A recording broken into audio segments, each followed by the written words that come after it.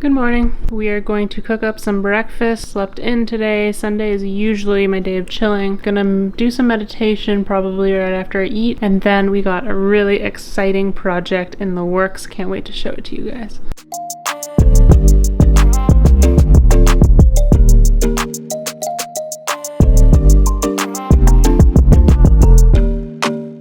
Alright, today's project is building an ice bath.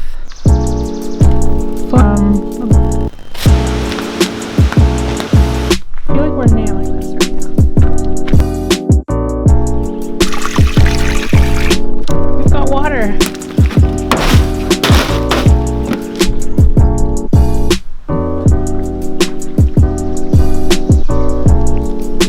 I was just reminded I get to put it all away after. But the physical feeling after an ice bath as well as the mental it's worth it. What is up?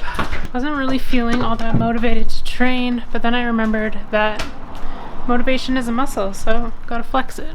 So usually when I'm training for competition, I have a coach. But right now, I'm just programming for myself, so sometimes when I'm not feeling motivated, I try to remember the advice that I give to people when they reach out to me. Just start. If you can set it in your calendar, get started. Once you're started, you won't regret it. You won't regret it after either, so just take the first step.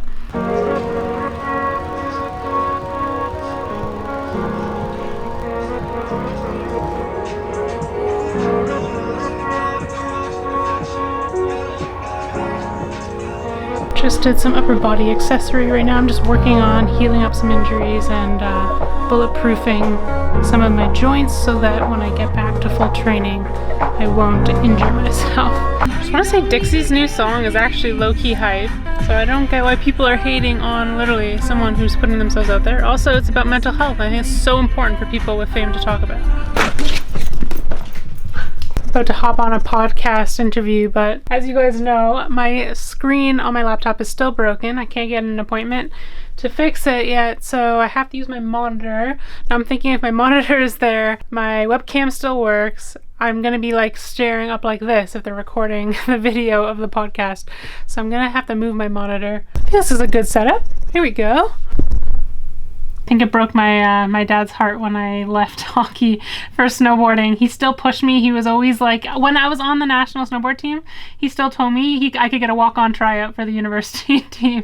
So, yeah. I know even in pro surfing now that they've equalized the prize money on the World Surf Tour, but before that, you'd show up at a contest, it'd be like $50,000 for the male winner and like $10,000 for the female. So unless you're like the best of the best, it's really difficult. The cool thing about like snowboarding and those action sports is it's very sponsor driven. So one year I was lucky enough to be partially junior carded because I had the best result from the Junior World Championships for Canadian women, and that was lucky, but it was less than $10,000, and you can't live off that. You can't pay. That's like barely a couple competitions. You have these sponsorships, so you can kind of consider yourself a professional, but you're not getting paid like professional athletes in other sports, that's for sure. Yeah, like as a young snowboarder, I was such an action sports kid where I was like, if I die on the mountain, I die doing what I love, and I was like, that was my mentality. Like, who cares? But you're kind of reckless when you're young. You don't have that fear in your head, and you fall, you bounce back. But as it started adding up and I saw other people getting, repeated terrible injuries, like injuries where they have surgery and they're out for 2 years, or life-threatening injuries, or different things, or career-ending injuries, and I was realizing all the training I'd done like in strength and conditioning, I was lucky that I didn't have like the knee tear or these other things, but I was still getting some of those broken bones that you can't prevent when you're just falling like 80 feet out of the sky, or something's gonna go. And I was lucky that I didn't have, I was strong enough to prevent worse things. But I was, I think the word there is lucky, because as hard as I worked to protect myself, some of those things, could have been way worse. My last season, I broke my ribs, and thinking like it was probably like 100 feet to my back, like how much worse it could have been if I didn't have any muscle mass there over my ribs to prevent them from like internal bleeding and like puncturing or something. So yeah, like just seeing those things was really scary. And eventually, I was someone who I definitely dealt with anxiety outside of sport. I'm very, very competitive, and like I can put my brain in game day mode, but I always had that fear of like getting injured, or the fear of of like death, or these different anxieties and fears. And I think just like even just anxiety in general, because actually once I retired, I was then diagnosed with anxiety. I started getting some really bad anxiety and panic attacks the summer after my retirement. And so just like having that, it was tough, like those anxiety and panic attacks. A few years prior in my season, I had one really bad one, but I think I just overlooked it because I'm like, well, I'm just living this great life. I'm loving snowboarding. I just thought, I was homesick or something. Yeah, all of a sudden I think just being older and having other interests, like being interested in business, being interested in all these different things, I started rethinking, like, is it worth it if I lost my life, or if I became, permanently injured where my family had to take care of me for the rest of my life? And so for some people that doesn't faze them, but as the minute you start letting it in your mind, especially in action sports, and I've heard this in F1, watching the documentary on Netflix, it's like the minute you let that fear in your mind, you're done. You have to call it quits because you don't have that edge anymore. And that's exactly what happened to me. All of a sudden, my coaches are like, try this new trick. And I'm like making excuses why I don't want to do it. And that's not who I wanted to be.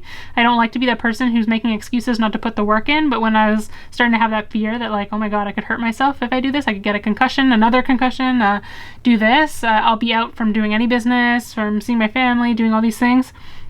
I started realizing, like, it's starting to turn me into someone I didn't want to be anymore. And that was definitely hard to come by and think of.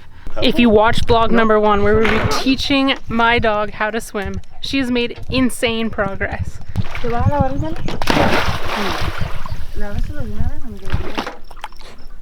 I'm a proud mom. For my vlog, can you tell me why you think it's important for kids to play sports growing up? Why you put us in sports?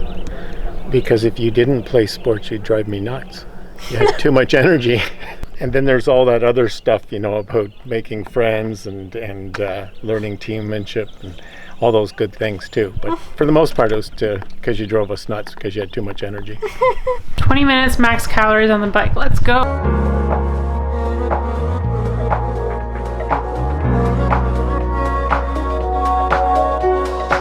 Key to a good basement workout is the tunes. You gotta get the tunes right. My darling, he's moved into the backyard. I'm not perfect man, but I promise I will never hurt you again. My darling, I told you I'm not perfect man, but I promise I will never hurt you again. My darling, I'm winning. I'm not perfect man, but I promise I will never hurt you again. My darling, I told you I'm not perfect man.